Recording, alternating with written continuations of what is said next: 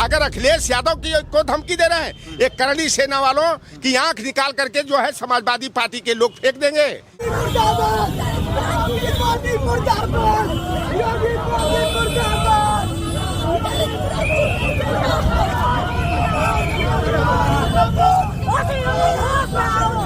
रामजीलाल सुमन पर हमला हुआ है, लेकिन अगर फिर इनका मन बढ़ा तो ये पीडीए के लोग जो है हाथ में चूड़ियां नहीं पहने हैं।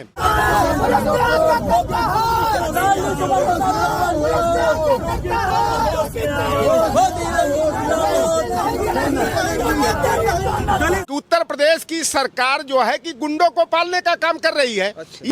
अगर वहां पर पुलिस जो बैरियर लगाई थी और जिस तरह करणी सेना के गुंडे माफिया दहशतगर्द जो है, आप बताओ कि अगर पुलिस वाले बेचारे भागते नहीं बैरियर को छोड़ करके, तो दर्जनों जो है कि वहाँ पुलिस वाले हताहत हो जाते, करणी सेना वाले मार डालते।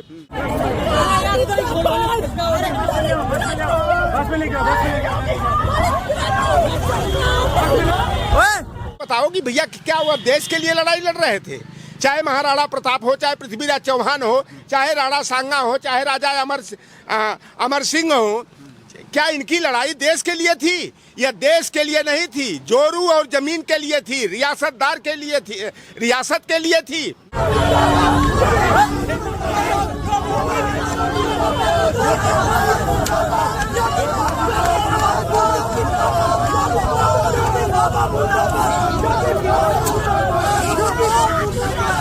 यह गुंडों का एक बहुत बड़ा गैंग है, यह अपराधियों का गैंग है। अच्छा। यह करणी सेना वाले गुंडई करने का काम कर रहे हैं। वीर शिवाजी का बाएं पैर के अंगूठे से राज तिलक कराने वाला बनारस का काका भट्ट, गंगा भट्ट, वह कौन था?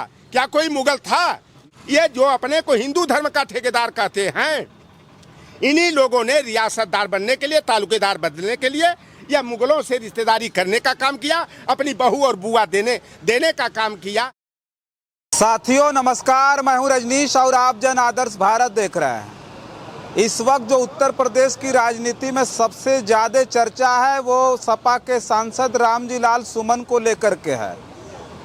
राज्यसभा के सांसद रामजीलाल सुमन जो दलित वर्ग से आते हैं, उनको लेकर के पूरे देश भर में जो कंट्रोवर्सी है वो आप समझिए कि मतलब इतना ज़्यादा चर्चा में बनी हुई है कि पूछिए मत। कल करणी सेना के तमाम जो है कार्यकर्ताओं नेताओं ने पहुंच करके उनके घर पे जिस तरह से हमला किया, वो कोई विरोध प्रदर्शन नहीं था, बल्कि अब लोग कह रहे हैं कि रामजीलाल सुमन को मारने की पूरी तरह से प्लानिंग थी, तैयारी थी। यहाँ तक कि सोचिए कि जिस उत्तर प्रदेश में योगी आदित्यनाथ का दावा है कि यहाँ की पुलिस जीरो टॉलरेंस की है, अगर वो पुलिस मौके से भागती नहीं तो कई लोगों को करणी सेना के नेताओं की गाड़ियां रौंद देती समझिए, और उनके जान पर बनाई थी, उनके मौत पर बनाई थी। तो हमारे साथ जो उस पर प्रतिक्रिया देने के लिए जो हमारे साथ आज नेता हैं, वो समाजवादी पार्टी के कद्दावर नेता हैं और पूरे देश में बहुजन की बहुत बड़ी आवाज़ है। हमारे पीछे देखिए ये समाजवादी पार्टी का केंद्रीय कार्यालय है लखनऊ का। सर बहुत बहुत स्वागत है। धन्यवाद आपके चैनल के जो भी व्यूअर हैं, मैं आग्रह करूंगा कि लाइक करके, सब्सक्राइब करके, शेयर करके जनता तक असली बात को पहुंचाने की में मदद करें। अच्छा ये बताइए कि आम आदमी को के बारे में अब क्या बातचीत की जाएगी? समाजवादी पार्टी के राज्यसभा के सांसद दलित वर्ग से आते हैं, रामजीलाल सुमन अगर घर होते तो कल मारे जाते। इस तरह से जो हमला हुआ था उसके बाद उनके तमाम जो है घर पे पत्थर ईंट चलाए गए, कई जो है पुलिस वाले घायल हो गए,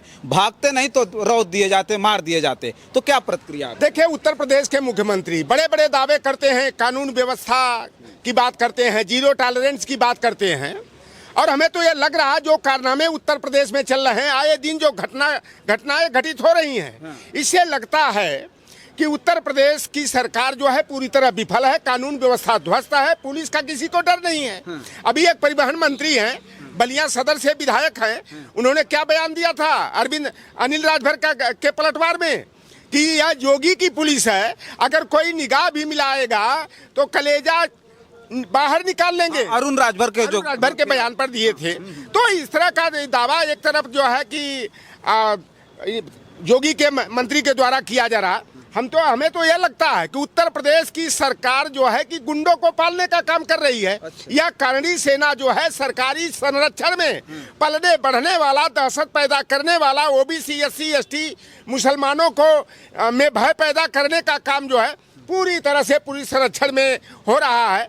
अगर वहां पर पुलिस जो बैरियर लगाई थी और जिस तरह करणी सेना के गुंडे माफिया दहशतगर्द जो है, आप बताओ कि अगर पुलिस वाले बेचारे भागते नहीं बैरियर को छोड़ करके, तो दर्जनों जो है कि वहां पुलिस वाले हताहत हो जाते, करणी सेना वाले मार डालते। 6 बार के सांसद रामजी लाल सुमन लोकसभा के भी सांसद रहे, इस समय उच्च सदन के सांसद हैं। और करणी सेना के गुंडे जिस तरह से बुलडोजर लेकर उनके घर पर जा करके तोड़ फोड़ करने का काम किए, अगर मैं मानता हूं कि रामजी लाल सुमन के बयान से किसी की भावना आहत हुई, तो रामजी लाल सुमन ने तो सफाई भी दे दिया कि मेरा मकसद जो है किसी की भावना को आहत करना नहीं था। मैं जाति धर्म वर्ग संप्रदाय में सौहार्द कायम करने का प्रयास करता हूं, और करणी सेना वाले ऐसी गुंडाई करने का काम कर रहे हैं। भाई ये राणा सांगे के मुद्दे पर, अरे भाई जो हम इतिहास में पढ़ते हैं वही तो बताएंगे। बाबरनामा अगर पढ़ा जाता है, जो बाबर के द्वारा खुद लिखित है, बाबरनामा में लिखा गया है कि इब्राहिम लोदी को कमजोर करने के लिए, जो दिल्ली सल्तनत का जो है कि शासक था, आगरा को बसाने वाला इब्राहिम लोदी था, तो राणा सांगा के द्वारा एक युद्ध हुआ था औरंगजेब और राणा सांगा के बाबर के बीच में। तो वह माना जाता है कि यह सांठगांठ के साथ युद्ध हुआ था। ठीक है, मानो कि सैकड़ों युद्ध राणा सांगा लड़े और विजयी भी हुए, कोई चुनाव हारे नहीं, उनकी सैन्य शक्ति बड़ी मजबूत थी। आप बताओ कि भैया क्या वह देश के लिए लड़ाई लड़ रहे थे? चाहे महाराणा प्रताप हो, चाहे पृथ्वीराज चौहान हो, चाहे राणा सांगा हो, चाहे राजा अमर सिंह हो, क्या इनकी लड़ाई देश के लिए थी? यह देश के लिए नहीं थी, जोरू और जमीन के लिए थी, रियासतदार के लिए थी, रियासत के लिए थी। आप राणा सांगा की कितनी पत्नियां थी जानते हो आप? 22 को पत्नी थी। पृथ्वीराज चौहान की 14 पत्नियां थी, और पृथ्वीराज चौहान की और राणा प्रताप की 13 पत्नियां थी। अरे भाई, तो ये 13, 14, 22 पत्नियां रखना कोई अपराध थोड़ी। अच्छा ये बताओ, तो इनकी लड़ाई जोरू और जमीन के लिए थी। अच्छा। केवल अपनी रियासत के लिए थी, देश के लिए थोड़ी थी। अगर देश के लिए लड़ाई थी, कहते हैं कि राणा जो है घास खा करके लड़ाई लड़े देश के लिए। तो ये तो बताओ, तो भाग गए थे, भाग गए, रण छोड़ रहे। वो यही तो हम लोगों को पढ़ाया जाता था जब हम लोग जूनियर हाई स्कूल में पढ़ते थे कि चेतक की जो है कि वीरता की कहानी बताया जाता था, और राणा सांगा जो है अपना धर्म बचाने के लिए जंगल में पहाड़ों में घूम रहे थे, हल्दी घाटी के युद्ध से भाग गए थे, और यह जो है घास फूस की रोटियां खाए। तो भाई जो देखो वीर होता है, योद्धा होता है, वह जो है आमने सामने युद्ध लड़ता है, और युद्ध छोड़ करके भागने वाला, आप बताओ किस श्रेणी में लोगे आप? अच्छा ये बताइए, रामजी लाल सुमन ने राणा सांगा के बारे में कहा, लोगों की भावनाएं आहत हो गई, उसके बाद राज्यसभा में उन्होंने बोला था उनको बर्खास्त नहीं किया गया, अगर गलत था तो बर्खास्त कर सकते थे, निलंबित कर देना चाहिए, निलंबित करते, आप उनसे जवाब मांगते। लेकिन ये करणी सेना कौन होती है कि जाकर के बुलडोजर लेकर के आप उनके घर पर चढ़ जाओ, ईंट और पत्थर चलाओ? यह योगी आदित्यनाथ जी के संरक्षण में जो है इशारे पर, यह गुंडों का एक बहुत बड़ा गैंग है, यह अपराधियों का गैंग है। अच्छा। यह करणी सेना वाले गुंडाई करने का काम कर रहे हैं। ओबीसी एससी, अगर रामजी लाल सुमन अगर दलित बिरादरी के व्यक्ति थे, इसलिए उनके घर पर चढ़ाई कर दिया। अरे भाई, क्या उनकी बिरादरी का कोई अगर इस तरह बयान देता हो तो क्या करणी सेना वाले उसकी मुखालफत करेंगे क्या? आप बताओ ना। एक तरफ ये बात करते हैं हिंदू मुसलमान की, भारत पाकिस्तान की, ईद और दिवाली की बात करते हैं। मैं जानना चाहता हूं कि आप बताओ कि औरंगजेब की मदद करने वाला कौन था? क्या ये हमारे लोग थे? क्या ओबीसी एससी के लोग थे? वीर शिवाजी की मुखबिरी करने वाला हत्या के लिए वह कृष्णा कुलकर्णी जो था, कृष्ण कुमार कुलकर्णी, भास्कर कुलकर्णी, वो कौन था? वीर शिवाजी का बाएं पैर के अंगूठे से रात तिलक कराने वाला बनारस का काका भट्ट, गंगा भट्ट, वह कौन था? क्या कोई मुगल था? यह योगी आदित्यनाथ कहते हैं कि यह वर्ण व्यवस्था कायम करने का जो काम जो है कि मुगलों ने किया। अरे भाई, मैं कहता हूँ कि क्या मनुस्मृति क्या मुगलों ने लिखा था क्या? स्त्रियों को जो है कि त्रावणकोर रियासत है जहाँ की ब्राह्मण राजा होता था, वहाँ हमारे शूद्र वर्ण की महिलाओं को स्तन ढकने के लिए भी कर देना पड़ता था। टीपू सुल्तान ने उनके सम्मान की लड़ाई लड़ने का काम किया, अंग्रेजों ने जो है कि कानून बनाने का काम किया। और नंगेली नाम की एक हमारे ही समाज की एजवा समाज की महिला थी, उसने जो है स्तन कर चुकाने में असफल रही, अपना स्तन काट करके दे दिया। गुरु गोविंद सिंह के 2 बेटों को औरंगजेब ने मारा, तो औरंगजेब के यहाँ लेकर के जाने वाला कौन था? आप बताओ ना, जो हिंदू धर्म के ठेकेदार बनते हैं वही थे। गुरु तेग बहादुर की गर्दन कटवाने की मुखबिरी करने वाला भी कोई ओबीसी SC ST माइनॉरिटी का नहीं था। गुरु गोविंद सिंह जी ने 10 लड़ाई लड़ा, 10 में केवल 1 लड़ाई जो है औरंगजेब के खिलाफ थी। 9 लड़ाई तो पहाड़ी जो हिंदू धर्म के ठेकेदार बनते हैं, हिंदू धर्म के रक्षक बनते हैं, उन लोगों ने जो है गुरु गोविंद सिंह जी पर चढ़ाई करने का काम किया। अच्छा, ये सब सारी चीज़ें हैं। एक तरफ जो करनी सेना है, जो एक वर्ग के लोग हैं, उनकी भावनाएं आहत हो जाती कि भाई हमारे पूर्वजों के बारे में आप अनादर बोल रहे हैं। उसके बाद दलित सांसद के घर पर अटैक हो जाता है। हम एक बात ही जानना चाहेंगे कि अब तो अटैक हो गया, सारा कुछ हो गया, लेकिन उसके बाद भी कड़ी सेना के लोग कह रहे हैं कि लालजी सुमन को अभी तो ये टेलर था, अभी फिल्म बाकी है। उसके साथ साथ अभी एक और वीडियो वायरल हो रही है जिसमें साफ कहा जा रहा है करनी सेना की तरफ से कि ये तो लालजी सुमन एक सांसद है, लेकिन अखिलेश यादव अगर सहारनपुर में घुस जाएंगे तो उनको मारा जाएगा, उनके ऊपर हमला किया जाएगा। देखो, ये करनी सेना जो पूरी तरह से जो है उत्तर प्रदेश की सरकार जो गुंडों को पालने का काम कर रही है, माफियाओं को संरक्षण देने का काम कर रही है। एक तरफ योगी आदित्यनाथ बड़े बड़े दावे करते हैं कि अगर गुंडा या तो प्रदेश छोड़ करके चले जाएंगे या तो जो है कि मिट्टी में दफन कर दिए जाएंगे। जब अतीक और अशरफ का पुलिस कस्टडी में जो है STF के द्वारा गोली मारकर हत्या किया गया, 3 जो है नौसिखिया लड़कों को आगे करके जो है बलि का बकरा बनाया गया, तब उस समय जो है कि ये लिस्ट जो 63 माफियाओं की, अपराधियों की जारी किए थे, और ज्यादातर उसमें कौन थे? सिंह उपनामधारी थे। तो नौसिखिया कह रहे हैं जिगाना पिस्टल चला रहे हैं, आप कह रहे हैं नौसिखिया। वो पिस्टल नहीं चलाया। आप बारीकी से देखना, या पत्रकारिता करते हो तो खोजी पत्रकार का काम करो। आप देखो कि सटा के कनपटी में गोली कौन मारा। ये तो लड़कों को जो है गरीब परिवार के लड़के थे। आप बताओ 4.5 लाख का हथियार वो कहाँ से लाए, जिनके घर में खाने का ठिकाना नहीं है, शुद्ध पर जो है कि घर की खर्चा चलाने के नहीं है।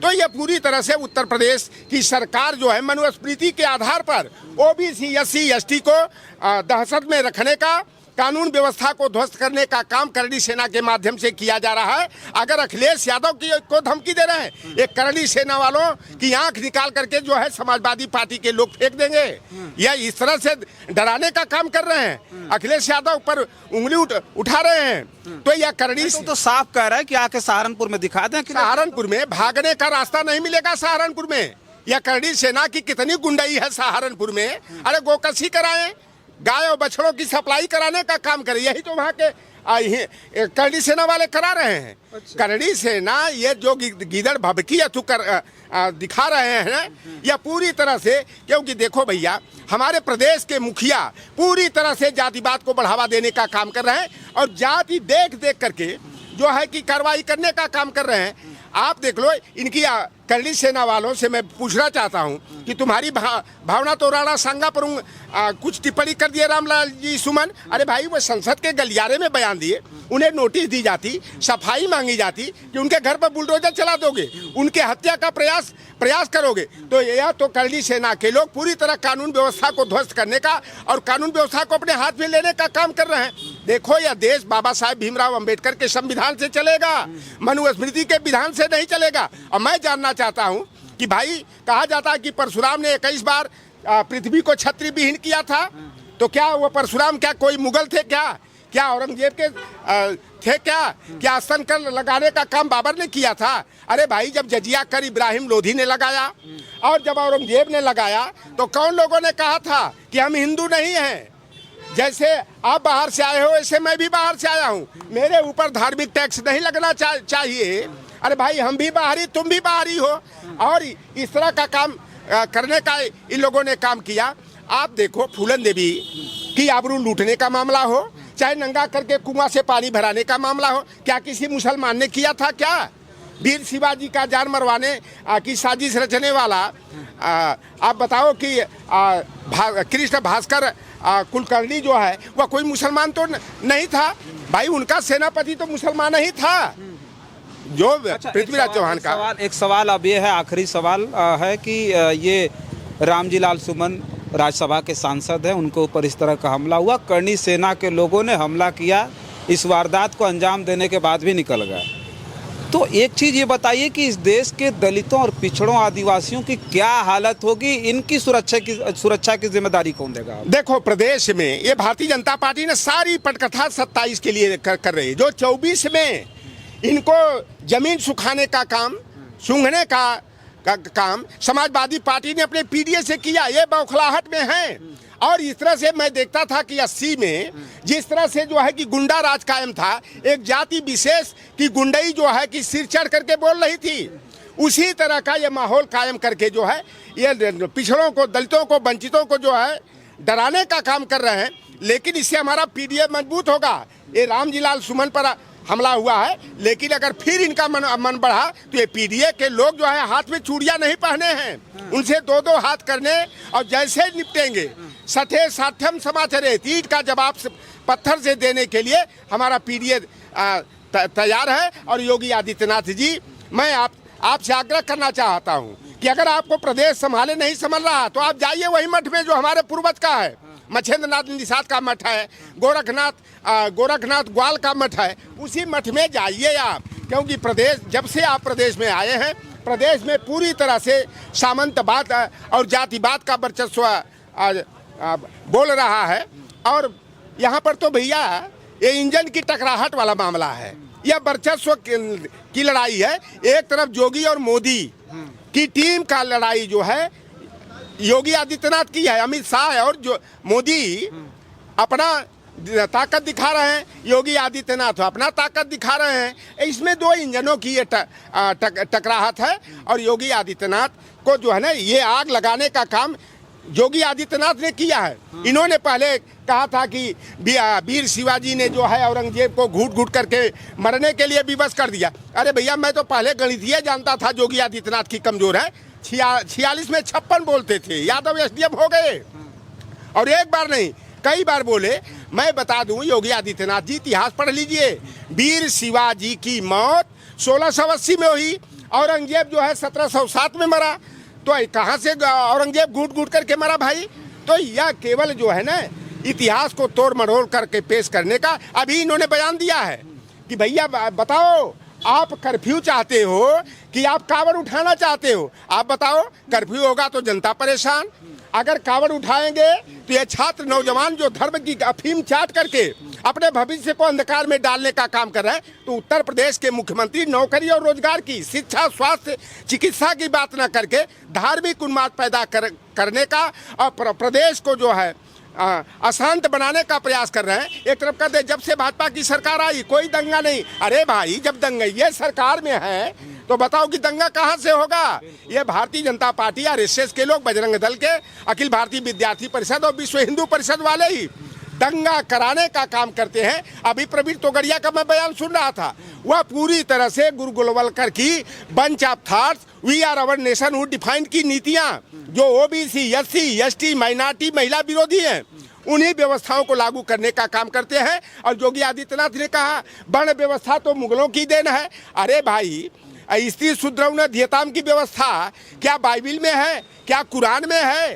तो यह केवल योगी आदित्यनाथ झूठ की कहानी किससे परोस करके जो है ये जनता को गुमराह करने का काम करते हैं। और देखें, समाजवादी पार्टी जो है, जो हमारे सांसद के साथ जिस तरह से करणी सेना वालों ने गुंडई किया है, दहशत फैलाने का प्रयास किया है, तो समाजवादी पार्टी के लोग हाथ पर हाथ धर करके अपने घरों में नहीं बैठेंगे। जो जैसे निपटेगा वैसे उसका मुकाबला करने के लिए हमारे समाजवादी पार्टी के लोग तैयार हैं। रामजी लाल सुमन के घर पर जो माहौल पैदा करने का प्रयास करणी सेना वालों ने किया है, तो भैया ये देखो, ये कभी देश के लिए नहीं रहे हैं। अगर इन्होंने धर्म भी बदला तो कोई कुशवाहा ने नहीं बदला, कोई निषाद लोधी, किसान चमार पासी, दरकार बसफोर, मल्लाह केवट ने नहीं बदला। ये जो अपने को हिंदू धर्म का ठेकेदार कहते हैं, इन्हीं लोगों ने रियासतदार बनने के लिए, तालुकेदार बदलने के लिए या मुगलों से रिश्तेदारी करने का काम किया, अपनी बहू और बुआ देने का काम किया। हमारे गरीब लोग अगर उनके अधिकार क्षेत्र में थे, तो मजबूरी में जो है कि वही लोग जो आज हिंदू धर्म के ठेकेदार बन रहे हैं, उन लोगों ने ही इनका धर्मांतरित कराने का काम किया।